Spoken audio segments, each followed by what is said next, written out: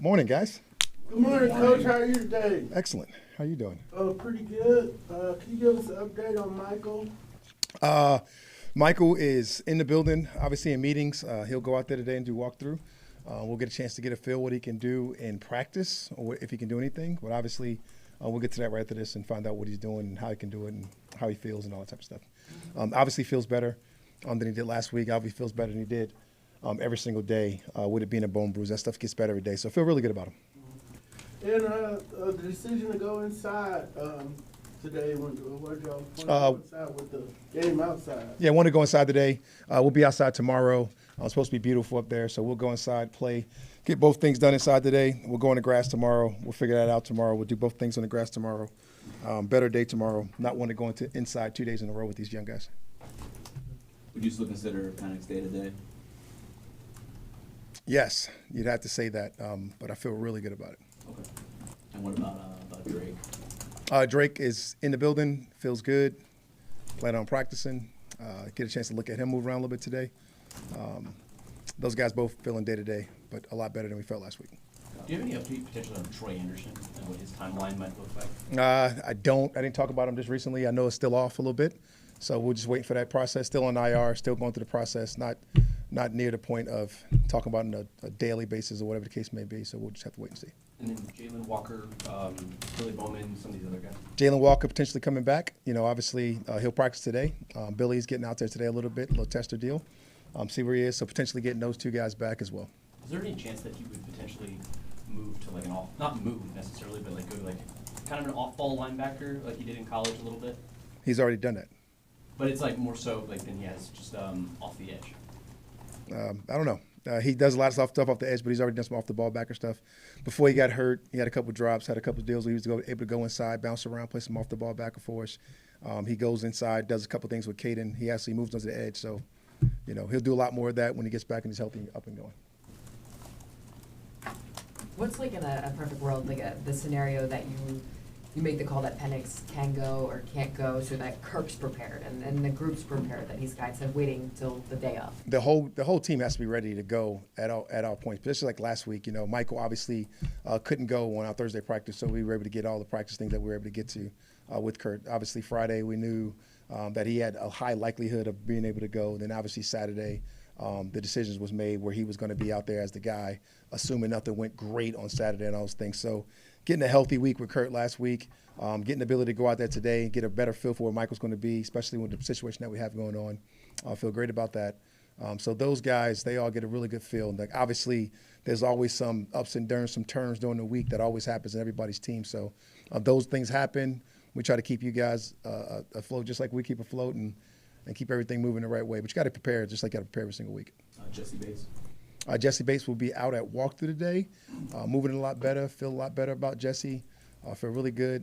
He's going to move around a little bit, an individual today, and then we'll get a feel for what it looks like with some of the team periods, things of that nature. And Zach Harris. Zach Harris is a lot of the same. He'll get a chance to get out there. Then we'll get a chance definitely to get a feel when we put our pads on Thursday. Get a feel for a guy like Zach being in the interior, do some of those different things, move around, all the type of things that we talk about. All those guys are, so much alike and the same that they're just kind of to see where they're at when you get to those moments of truth before you make those final decisions on those guys. So since halftime of the Bills game, y'all haven't been able to get the offense going. Have y'all looked at what's wrong with the offense? Yeah, like I told you the other day, when we don't play well up front, we're not going to play really well. So since that point, obviously whenever you're talking about, we got to play better up front. We want to be able to run the football. We want to be able to throw the football down the field. We got to play better around those guys. We got to play better for those guys and do some of those different things. So, we know how to move the ball. We got to do a better job scoring in the red zone. That's kind of been our remedy for all year, right? Getting better in the red zone. So if we can do those things, we'll be fine. When you're struggling up front, is that more of like a Dwayne Ledford thing where you kind of like work with him a little bit more to see kind of what the issues are? Or never want to put it on one person, Allison. It was always just a group thing. It's an all of us thing. It's about everything that we want to do, whether it's a run thing, whether it's a pass pro thing, whether it's coming off the ball, just using our techniques, being our identity, going out there doing what we got to do. You never put it on one person. Obviously, when you say up front, obviously Dwayne Ledford coaches our up front people, does a great job, has done a great job, traditionally done a great job.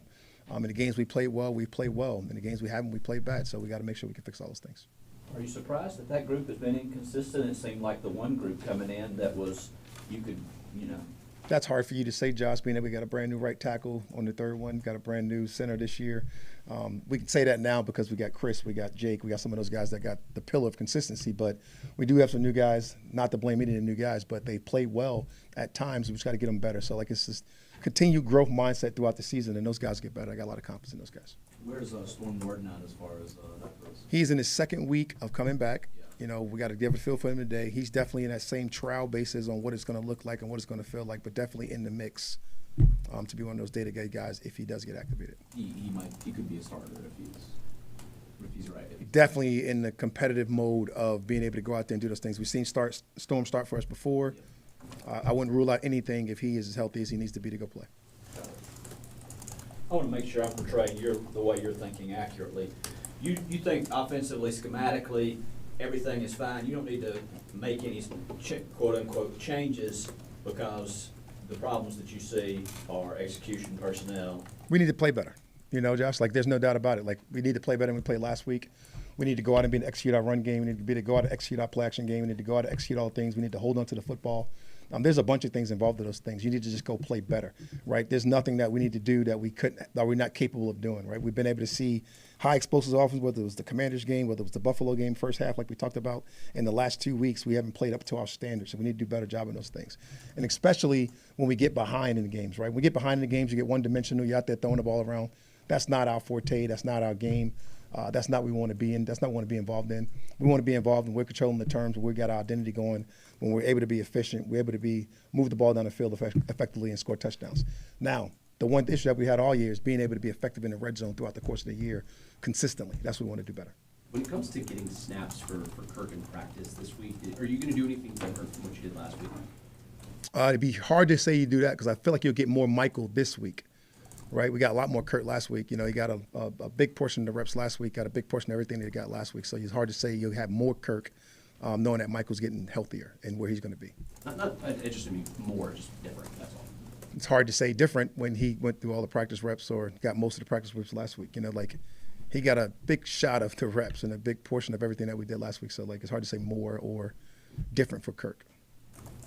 Yeah, Coach, the folks have had a tough time running on them. It says they're the first team since 1950 to not allow a running back to gain 50 yards in the first 8 weeks of the season. So that's going to look like a big challenge for you up front to get that going. They have played outstanding, you know, all year when it comes to stopping the run. They've done a nice job. And, like, you know, no different than any really good football team that you play. There's always going to be challenges you have to go up against.